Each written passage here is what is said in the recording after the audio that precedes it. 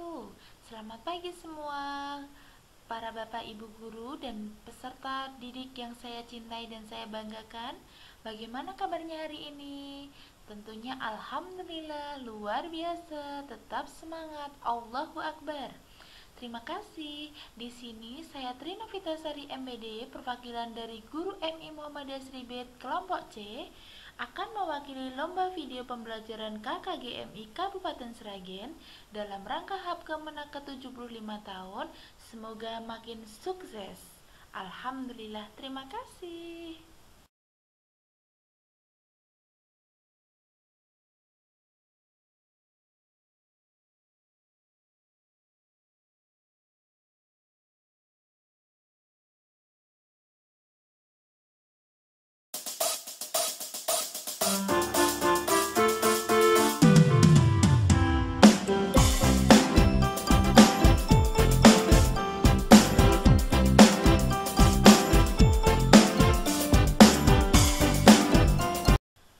Baiklah, yang pertama di sini kita akan menjelaskan pengertian ekosistem.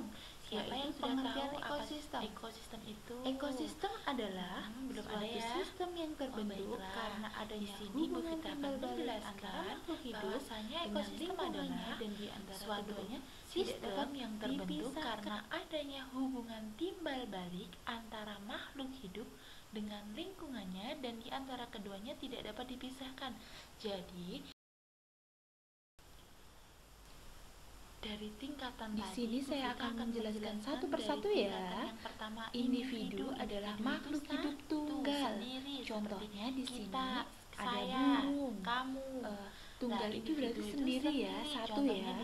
Yang kemudian ada populasi. Populasi adalah sekumpulan makhluk hidup yang sejenis menempati suatu tempat, seperti populasi rumput. Sedangkan yang kedua, populasi gajah adalah dan populasi suatu yang ada di tempat tersebut. Kemudian yang ketiga, komunitas. Komunitas adalah kumpulan populasi yang berbeda-beda dan hidup bersama pada tempat tertentu. Yang ketiga keempat yaitu habitat dan lingkungan.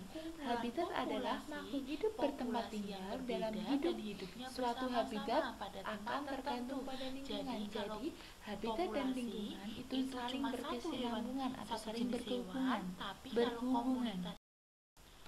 Nah, setelah kalian paham tentang penjelasan Bu Vita tentang tingkatan ekosistem tadi, Bu Vita akan melanjutkan jenis-jenis ekosistem.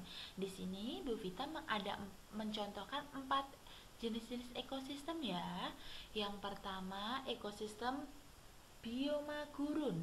Bioma gurun apa sih? Ada yang tahu? Nah, di sini di gurun tumbuh menahun berdaun seperti duri, seperti kaktus, seperti itu gurun. Gurun itu dingin apa panas ya? Gurun itu panas. Kemudian yang kedua, bioma padang rumput. Bioma padang rumput ada yang sudah tahu? Di sini Bu Vita akan menjelaskan bahwasanya di daerah mengalami 4 musim dingin, semi, panas, dan gugur. Pohon tidak sedikit terlalu rapat. Hewan yang hidup di daerah antara lain di situ ada rusa, beruang, burung pelatuk, seperti itu. Yang ketiga, bioma hutan basah. Bioma hutan basah adalah tumbuhan terdiri atas tumbuhan dan rumput laut, dan keduanya tergantung pada kelembapan. Jadi hutan itu akan selalu basah, beda dengan tadi yang apa? Bioma gurun.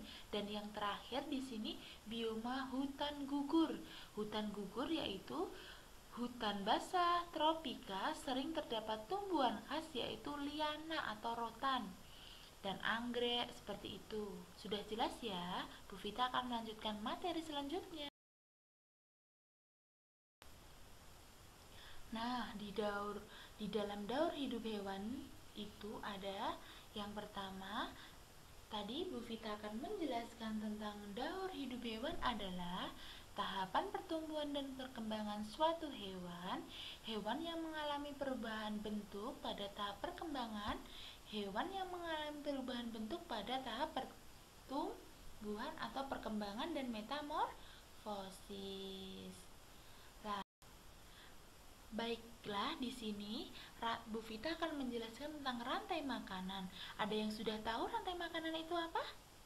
Rantai makanan adalah makhluk hidup yang melakukan hubungan dengan makhluk hidup lain dalam makan dan dimakan. Di sini yang pertama ada produsen. Produsen itu adalah tumbuhan hijau. Misalkan contohnya padi. Padi kemudian dimakan oleh konsumen. Nah, jreng jreng jreng.